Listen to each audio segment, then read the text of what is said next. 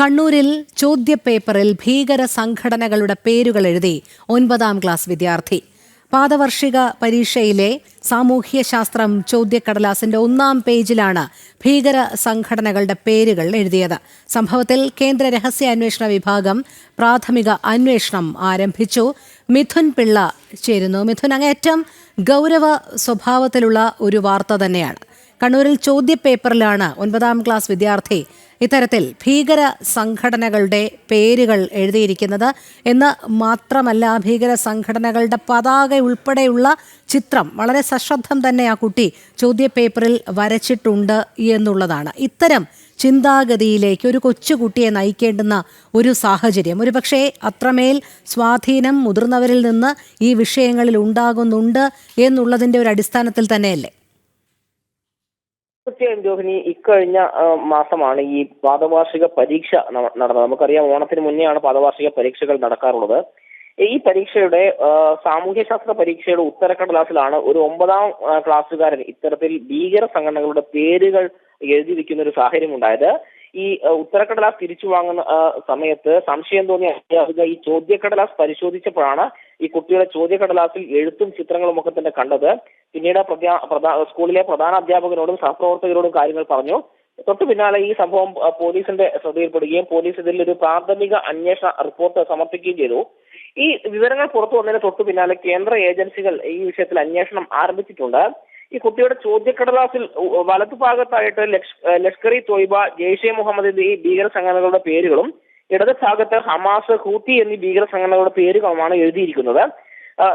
നമ്മൾ ശ്രദ്ധിക്കേണ്ട ഒരു കാര്യം എന്താണെന്ന് വെച്ചാൽ, ഒരു അക്ഷരത്തെറ്റ് പോലും ഇല്ലാതെയാണ് ഈ ഹൂതി എന്നും ലഷ്കർ ഇ തോയ്ബ എന്നുമുള്ള ഭീകര സംഘടനയുടെ പേരുകളൊക്കെ തന്നെ ഈ ചോദ്യപേപ്പറിൽ കുട്ടി എഴുതി വെച്ചിരിക്കുന്നത്. അത് തന്നെയാണ് ഇതിലൊരു സംശയം ജനിപ്പിക്കുന്ന ഒരു പ്രധാനപ്പെട്ട കാര്യം. പഠനത്തിൽ ശരാശരിയായ ഒരു വിദ്യാർത്ഥിയാണ് ഇത് എന്നാണ് മനസ്സിലാക്കാൻ വേണ്ടി സാധിക്കുന്നത്. അത്തരത്തിലൊരു വിദ്യാർത്ഥി എങ്ങനെയാണ് ഈ ഭീകര സംഘടനകളുടെ പേരുകൾ അക്ഷരം തെറ്റാതെ, അതായത് സ്പെല്ലിംഗ് തെറ്റാതെ ഇങ്ങനെ എഴുതി വെക്കാൻ വേണ്ടി സാധിച്ചതെന്നുള്ള ചോദ്യം തന്നെയാണ് ഉയരുന്നത്. കുട്ടി ആരുടെയെങ്കിലും സ്വാധീനത്തിൽ വീണു പോയിട്ടുണ്ടെന്ന് അടക്കമുള്ള കാര്യങ്ങൾ പരിശോധിക്കുന്നുണ്ട്. ഈ അന്വേഷണം ഏതായാലും മുന്നോട്ട് പോവുകയാണ്.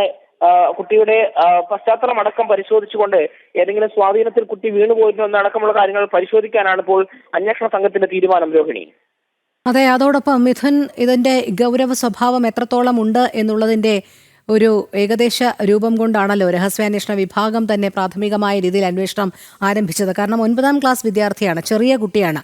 ആ കുട്ടിയിൽ ഒരുപക്ഷെ ഇത്തരത്തിൽ ഹൂതി വിമതരുടെ കാര്യവും ലഷ്കർ ഇ തോയ്ബ, ഹമാസ് ഇതൊക്കെ എഴുതി ചേർക്കത്തക്കവണ്ണം ആ കുട്ടി നിരന്തരം ഇതുമായി ബന്ധപ്പെട്ടിട്ടുണ്ട്. അല്ലെങ്കിൽ ഇത്തരം ആശയങ്ങൾ പ്രചരിപ്പിക്കുന്നവരുടെ കൂടെയാണ്. ഇത്തരം ആശയങ്ങൾ കുഞ്ഞുങ്ങളിലേക്ക് കൂടി വളരെ ബോധപൂർവം പ്രചരിപ്പിക്കുന്നുണ്ട്, അല്ലെങ്കിൽ ആ സന്ദേശം അവർക്ക് പകർന്നു നൽകുന്നുണ്ട് എന്നുള്ളതിൻ്റെ ഒരു ഉദാഹരണമല്ലേ ആ കുട്ടി? നേരത്തെ മിഥുൻ പറഞ്ഞതുപോലെ ഒരു അക്ഷരം പോലും തെറ്റാതെ ഇത്ര കൃത്യമായി അത് ആ ചോദ്യപേപ്പറിൻ്റെ ഇരുവശങ്ങളിലുമായി പകർത്തിയിരിക്കുന്നത്.